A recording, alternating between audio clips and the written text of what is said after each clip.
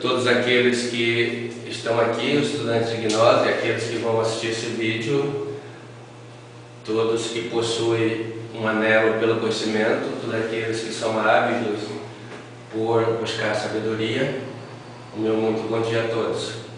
Eu sou o instrutor Maurício do movimento gnóstico já há muito tempo, 25 anos, mas na verdade também sou um estudante, um pesquisador como vocês, que tem a alegria de poder compartilhar com todos aquilo que eu já aprendi como instrumento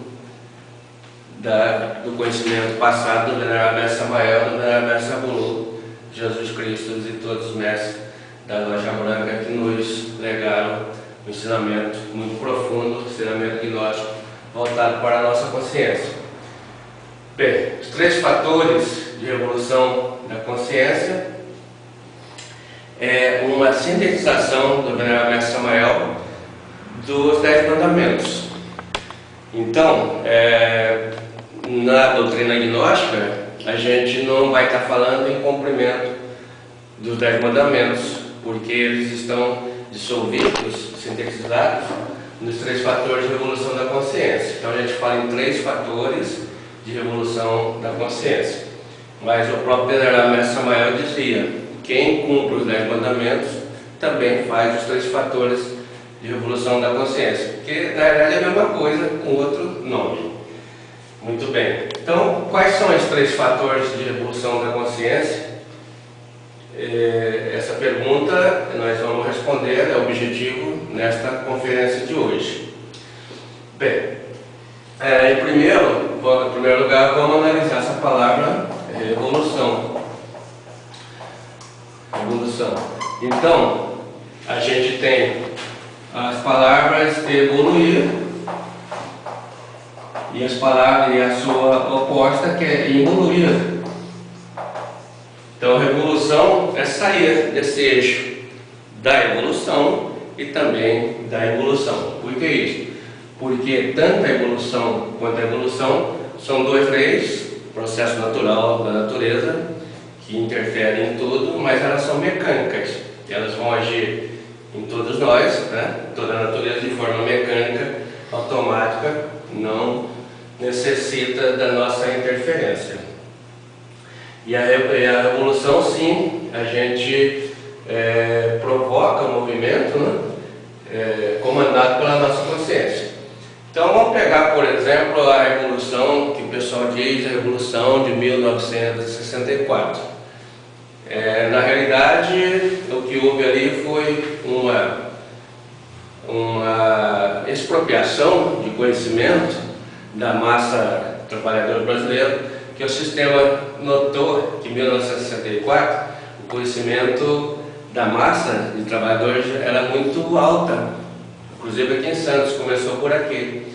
Tanto é que a Revolução pegou a USP e as faculdades, onde só tinha o quê? Estudantes. Então tinha alguma coisa dirigida contra o conhecimento. Mas não ficou só na USP, nas faculdades, também pegou todo o pessoal que tinha uma conexão com o conhecimento através da cultura. Então todo o pessoal que podia conscientizar culturalmente, caso Gilberto Gil, Caetano Veloso, vocês sabem que eles foram mandados embora, né? Geraldo Vandré, que não voltou até hoje. Então esse pessoal foi por causa do conhecimento.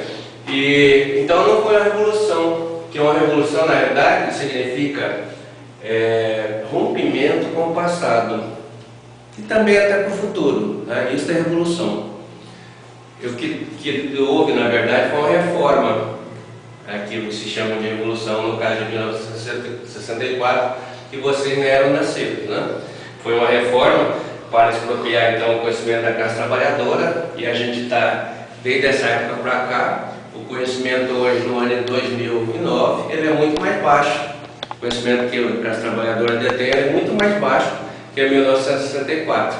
Então ele foi, de uma maneira assim, ideologicamente dirigido, esta revolução. Agora, do ponto de vista da consciência, nós precisamos definir o que é consciência.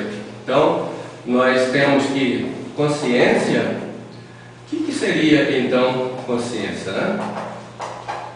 Então, consciência é um instrumento que todos nós temos que permite registrar, perceber e registrar os fenômenos, os atos, os fenômenos naturais que acontecem na natureza, que acontecem no nosso corpo físico e que acontecem no nosso interior. Tá? Só que essa consciência, ela está enfrascada dentro da nossa psique. Então nós temos em média 3% de consciência. Se ela é um instrumento de percepção, né, e registro, então nós estamos percebendo e registrando muito pouco. Daí, que tal se tivesse uma ferramenta, né, que permitisse a gente pegar a nossa consciência e ampliar esse poder de percepção, né, e registro para 4%, para 5%, para 6% e chegar até 100%, né? E isso é possível. Do jeito que nós estamos, se diz popularmente que na terra de cego quem tem olho é rei, né? Então tem olho significa consciência. Essa consciência a gente pode ampliar através das ferramentas, das técnicas que nós estudamos e praticamos aqui no movimento gnóstico. A ferramenta para isto, para revolucionar a consciência, são os 3 fatores de revolução da consciência. Esses 3 fatores, quais são eles então? Né?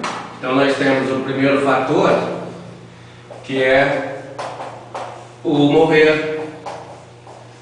Então morrer. Mas não precisa ninguém ficar com medo, que não é morrer de morte física, é o morrer para os pecados, morrer para os nossos defeitos que nós temos na nossa psique, na nossa psicologia.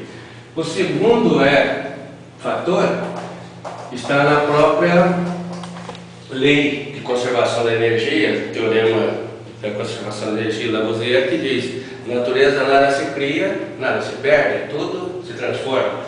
Então, quando vamos morrendo para os nossos defeitos, a gente vai nascendo para as nossas virtudes. Então, nascer, o segundo fator é nascer para as virtudes.